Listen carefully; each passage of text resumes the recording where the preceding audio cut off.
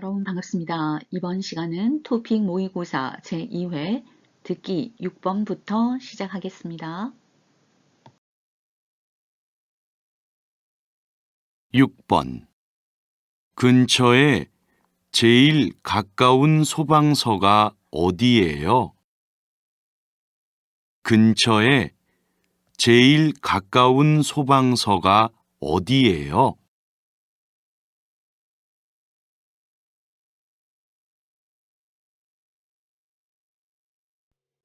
6번 문제 잘 들어보셨나요? 역시 6번도 질문을 듣고 다음 말에 이어지는 것을 고르는 문제입니다. 질문이 근처에 제일 가까운 소방서가 어디예요? 라는 질문이었습니다. 자, 어디예요? 라고 물었기 때문에 여러분은 장소를 예측하셔야 되고요. 소방서가 어디에 있는지 물어보았으므로 여러분은 소방서의 위치를 알면 알려주고 모르면 모르겠다 라고 대답해야겠죠. 1번 경찰서가 어디죠? 라고 되물었습니다. 소방서가 어디예요? 라고 질문을 했는데 어울리지 않아요. 2번 소방서로 가보세요. 자, 소방서 어디예요? 라고 물었는데 소방서로 가보세요 라는 답도 어울리지가 않군요. 3번 저도 잘 모르겠어요. 아까 조금 전에 소방서의 위치를 알면 알려주고 모르면 모른다 라고 대답하십시오 라고 말씀드렸죠. 아마도 소방서의 위치를 모르는 것 같습니다. 3번 저도 잘 모르겠어요. 자, 정답으로 하시면 되겠습니다.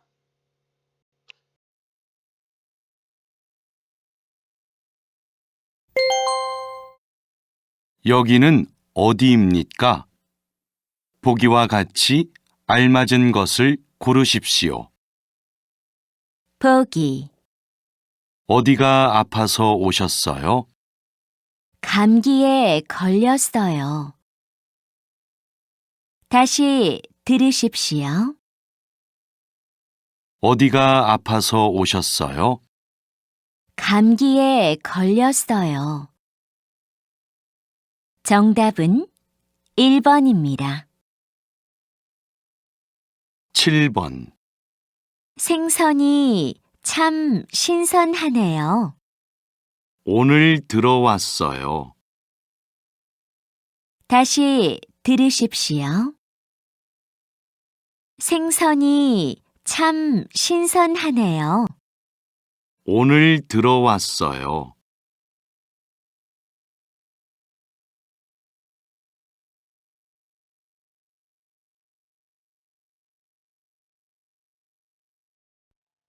7번 문제입니다. 여기는 어디입니까? 자, 이런 질문의 내용으로 보아서 장소를 고르는 문제인 것 같아요. 여자가 생선이 참 신선하네요.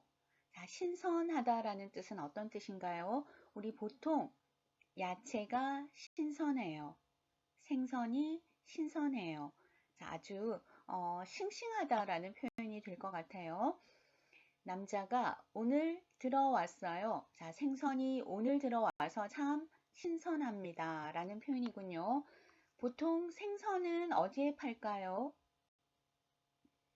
시장, 슈퍼, 마트, 백화점, 백화점 여러분이 물건 사러도 많이 가시겠지만 보통 지하층에는 이렇게 신선식품을 파는 곳이 있지요. 그래서 보통 생선은 시장이나 슈퍼나 마트나 백화점에서 구입할 수 있습니다.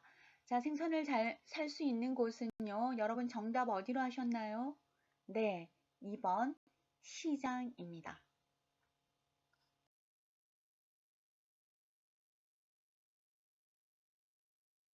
8번. 기름을 얼마나 넣어 드릴까요? 5만 원 어치만 넣어주세요. 다시 들으십시오. 기름을 얼마나 넣어 드릴까요? 5만 원어치만 넣어 주세요.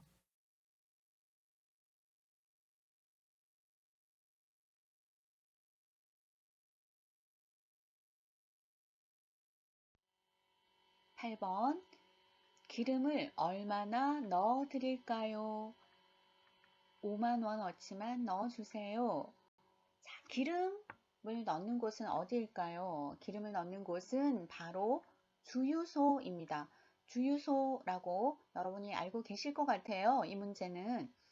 공항은 어디일까요? 그렇죠. 비행기를 타고 여러분의 나라로 가실 수도 있고 또 해외에서 이동할 때는 우리가 비행기를 타고 이동을 합니다. 비행기를 타고 내릴 수 있는 곳 공항이고요. 은행은요. 여러분이 돈을 찾거나 혹은 저축을 하거나 그러려면 우리는 은행에 가야 하죠. 지하철은 어디일까요? 여러분이 매일 타고 다니신다고요?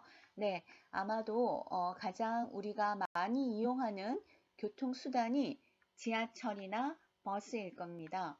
자, 기름을 넣는 곳은 우리 주유소라고 합니다. 3번이 정답이었습니다.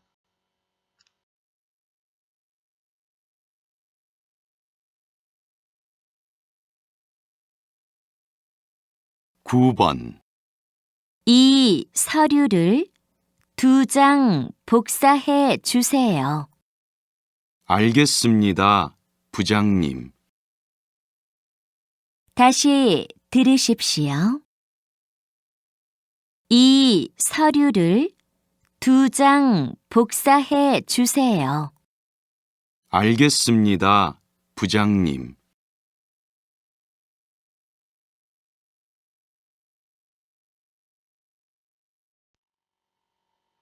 9번 문제입니다.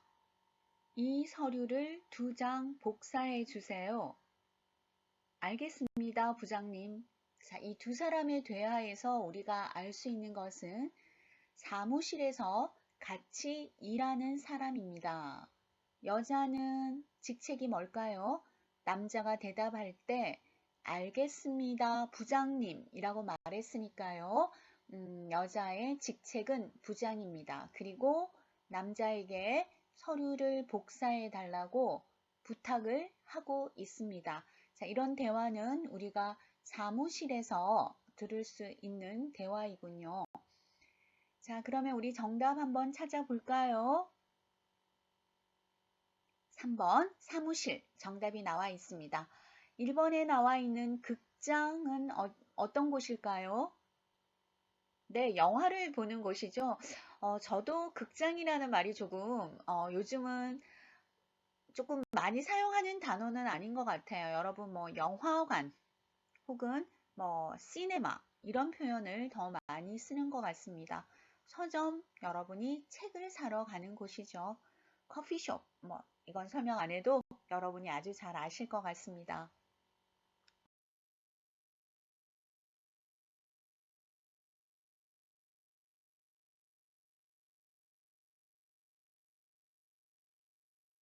10번. 미술 연필은 어디에 있어요? 저 아래쪽 상자에 들어 있어요. 다시 들으십시오. 미술 연필은 어디에 있어요? 저 아래쪽 상자에 들어 있어요.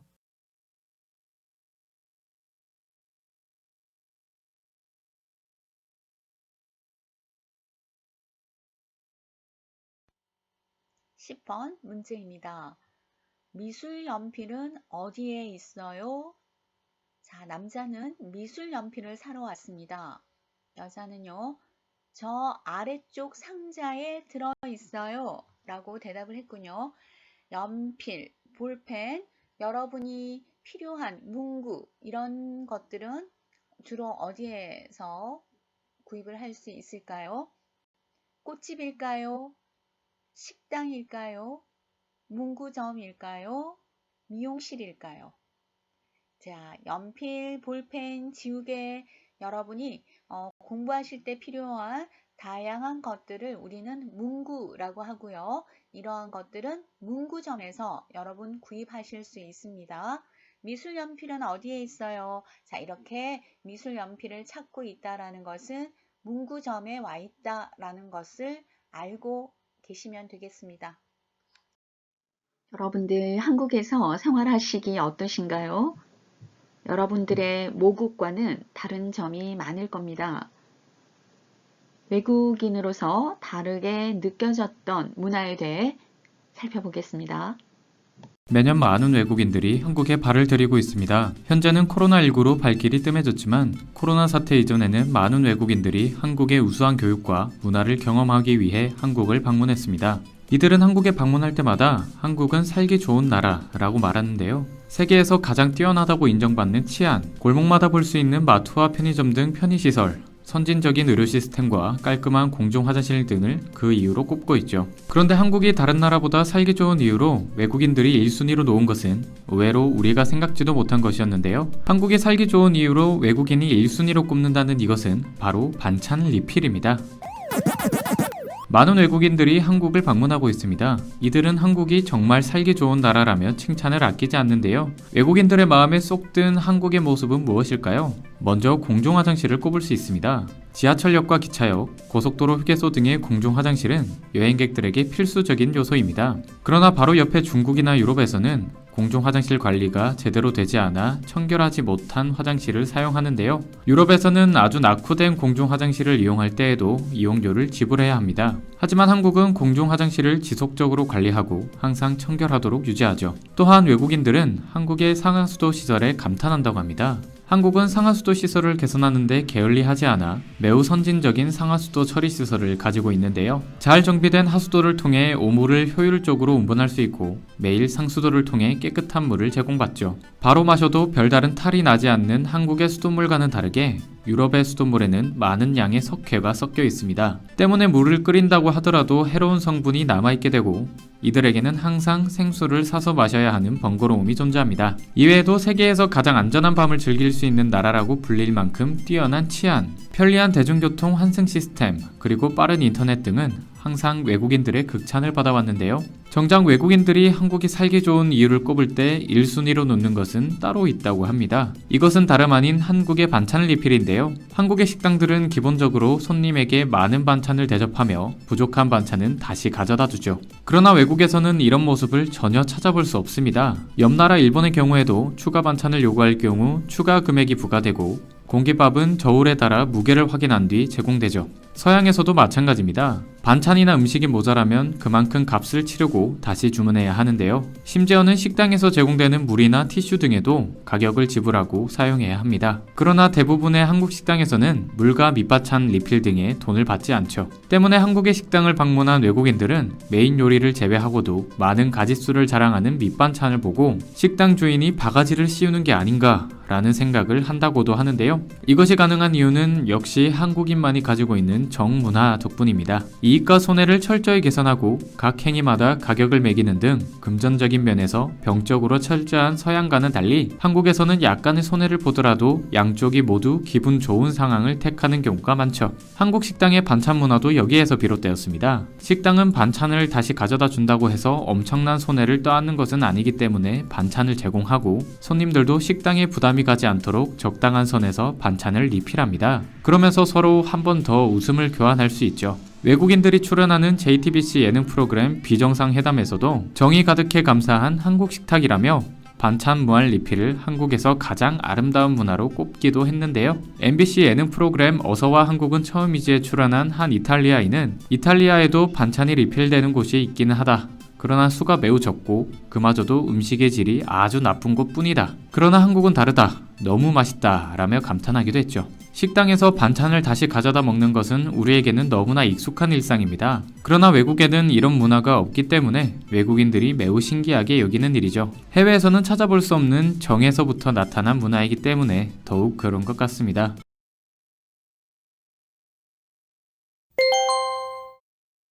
다음은 무엇에 대해 말하고 있습니까? 보기와 같이 알맞은 것을 고르십시오. 보기 재미있게 봤어요? 무서운 장면이 많았지만 재미있었어요. 다시 들으십시오. 재미있게 봤어요? 무서운 장면이 많았지만 재미있었어요. 정답은 4번입니다. 11번. 저는 학교에서 학생을 가르칩니다. 선생님이시군요. 저는 의사입니다. 다시 들으십시오. 저는 학교에서 학생을 가르칩니다. 선생님이시군요. 저는 의사입니다.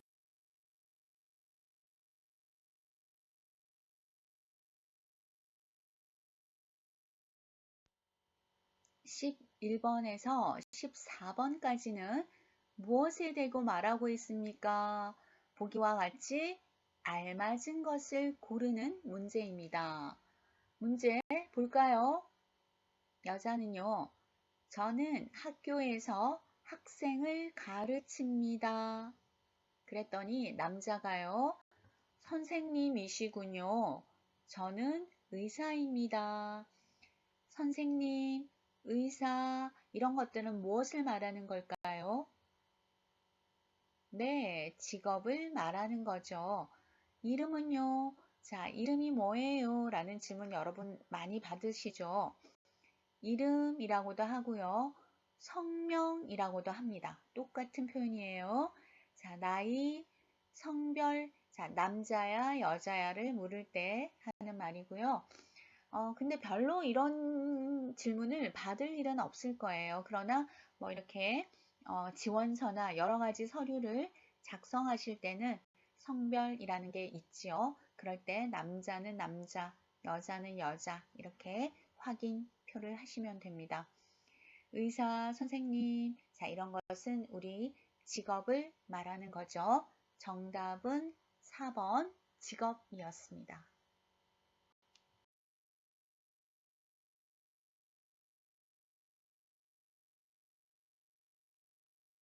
12번.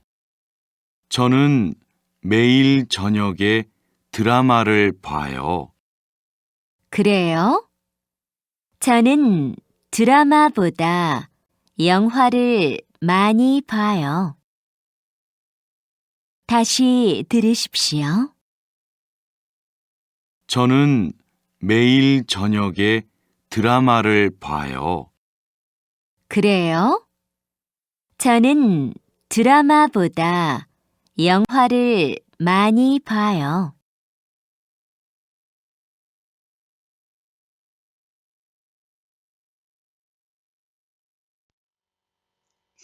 12번 문제 풀어볼까요?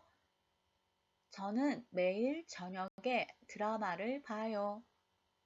그래요? 저는 드라마보다 영화를 많이 봐요. 자, 이 두 사람의 대화에서 남자분이 매일 저녁에 드라마를 본다라는 거 조금 특이하게 들리긴 하지만 드라마를 좋아하는가 봅니다. 취미는 어때요, 여러분? 돈을 벌기 위해서 하는 것은 아닙니다. 자기가 좋아해서 자주 하는 일이죠. 남자의 취미는 드라마를 보는 거고요. 여자의 취미는 영화를 보는 겁니다. 그래서 이 두 사람의 대화에서 우리는 취미를 얘기하고 있구나라고 알 수 있겠습니다. 여러분은 어떤 취미를 갖고 계십니까? 한국어를 공부하고 계시니까 한국 드라마나 영화 보는 것도 참 좋은 취미일 것 같고요. 또 책 읽기도 여러분의 한국어가 발전하는데 도움이 많이 될 것 같습니다. 자, 한국 영화, 한국 드라마, 한국 책 많이 읽기를 바랍니다.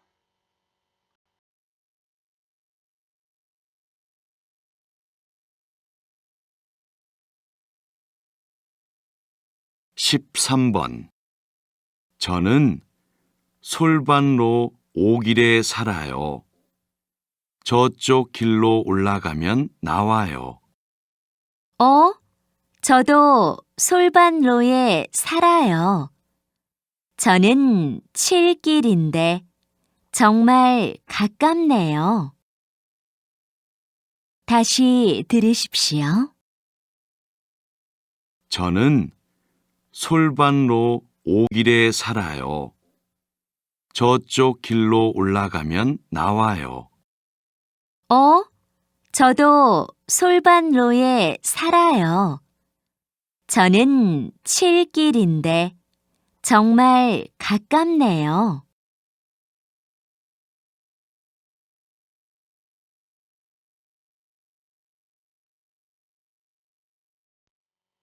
십삼 번 문제입니다. 저는 솔발로 오길에 살아요. 저쪽 길로 올라가면 나와요. 저도 솔발로에 살아요. 저는 7길인데 정말 가깝네요. 자, 여러분 이 듣기를 들으시고 조금 어렵다라고 생각하시는 분도 계실 수 있어요. 자, 먼저 우리 한국의 주소를 표기하는 방법을 여러분이 이해하시면 됩니다. 우선 우리가 지금 부산에 살고 있으니까요. 여러분이 사는 도시 이름이 가장 먼저 나올 거예요. 자, 부산은 광역시이기 때문에 부산광역시 제일 먼저 나오고요. 그 다음에 무슨 로라는 게 나옵니다. 길로자를 사용하고 있는데요. 솔밭로, 그 다음에 이제 숫자와 길을 표기하게 됩니다. 5길, 6길, 7길 이렇게 해요. 자, 이렇게 표현하는 것은 한국의 주소를 나타내는 방법입니다.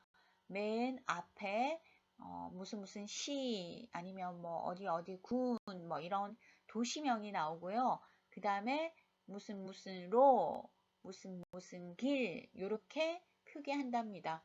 이렇게 표기하면 집을 찾아가거나 어떤 여러분이 가고자 하는 곳을 찾아갈 때 굉장히 편할 겁니다. 자, 이런 것은 우리 주소에 대한 얘기였다. 그래서 13번 문제는 4번 주소가 정답이었습니다.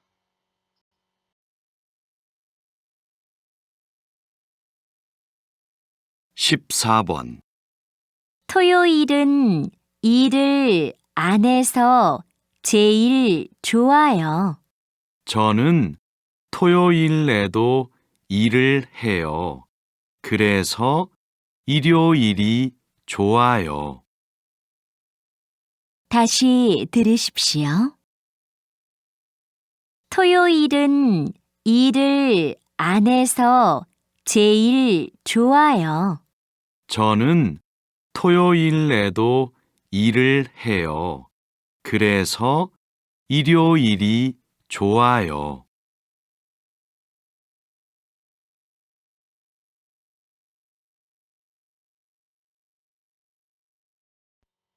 14번 문제 풀어볼까요?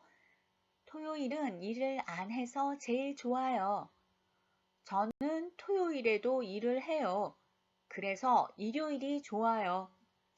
사람들 마음은 다 똑같은가 봐요. 일을 안 하고 쉬면은 좋습니다.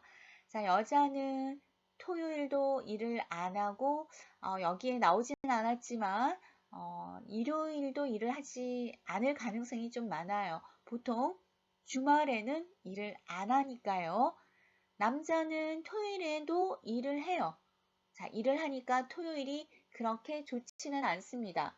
일요일은 일을 하지 않으니까 일요일이 좋아요 라고 했습니다. 우리 토요일, 일요일, 자, 이런 날을 얘기하는 것을 우리는 요일이라고 합니다. 요일에는 월요일, 화요일, 수요일, 목요일, 금요일, 자, 이렇게 금요일까지를 우리는 주중이라고 하고요. 토요일, 일요일을 주말이라고 합니다. 그래서 14번 문제의 정답은 3번 요일로 하면 되겠습니다. 1번에 나와 있는 날짜는 어떤 건가요? 날짜는 4월 20일. 자, 이렇게 몇 월, 며칠을 얘기하는 것을 우리는 날짜라고 합니다. 이번 시간에는 토픽 모의고사 제2회 듣기 6번에서 14번까지 풀어보았습니다. 그리고 외국인이 신기해하는 한국 문화에 대해서도 알아보았습니다. 여러분, 강의 들으시느라 수고 많이 하셨습니다.